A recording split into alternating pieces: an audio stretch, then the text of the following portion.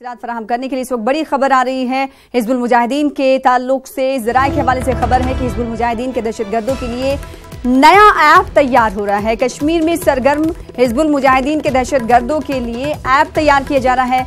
App का नाम है HMMPAK। हिजब के हैंडलर दो नए ऐप तैयार कर रहे हैं। ज़राए के हवाले से खबर है इस ऐप को इस्लामाबाद में हिजबुल मुजाहिदीन के बेस कैंप से ऑपरेट किया जाएगा। हिजबुल मुजाहिदीन इस ऐप को जल्द लॉन्च करने की तैयारी कर रहा है। इंटेल की इनपुट के मुताबिक फिलहाल कोरमी ऐप इस्तेमाल कर रहा है हिजबुल मुजाहिदीन। तो ज़राए के हवाले से बड़ी खबर है हिजबुल मुजाहिदीन के दहशतगर्दों के लिए एक नया ऐप तैयार किया जा रहा है और दहशतगर्द जो सरगर्मियां हैं पूरी तरीके से इस ऐप के जरिए सरजद करने की कोशिश की जाएंगी। कश्मीर में सरगर्म हिजबुल मुजाहिदीन के दहशतगर्दों के लिए ये ऐप तैयार किया जा रहा है।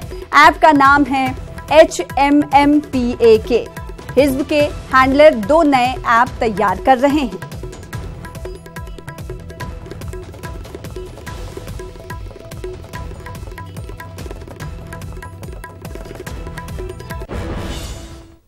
और इस वक्त एक और बड़ी खबर तेलंगाना से आ रही। तेलंगाना की जिला निजामाबाद डिपो की आरटीसी बस हादसे का शिकार हुई है।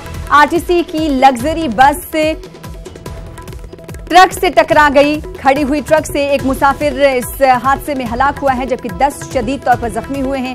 सदर शिवपेट मंडल में ये हादसा पेश आया है। जख्मियों को करीबी अस्पताल मुंतकिल कर दिया गया है। इस वक्त की बड़ी खबर आपको तेलंगाना से दे रहे हैं जहां पर आज सुबह ही जिला निजामाबाद डिपो की आरटीसी बस हादसे का शिकार हो गई। आरटीसी की लग्जरी बस खड़ी ट्रक से टकरा गई और इस नतीजे में एक मुसाफिर की हलाकत हुई है। तस्वीरों में आप देख सकते हैं ये वो जख्मी मुसाफिर हैं जिन्हें अस्पताल में इलाज मुआलजा के लिए दाखिल कराया गया है। 10 शदीद तौर पर जख्मी हुए हैं मुसाफिर।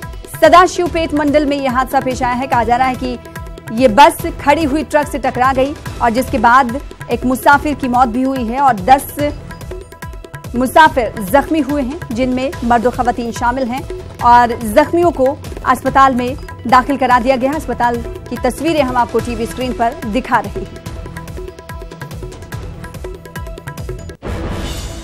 उधर मगरबी बंगाल की वजीर आला ममता बनर्जी भी आज आसाम का दौरा करने वाली हैं। ममता बनर्जी आसाम के धुबरी में खिताब करेंगी। इंतखाबी रैली से उनका खिताब होगा। ममता बनर्जी की पार्टी आसाम के 14 लोकसभा सीटों में से 9 सीटों पर इंतखाब लड़ रही है।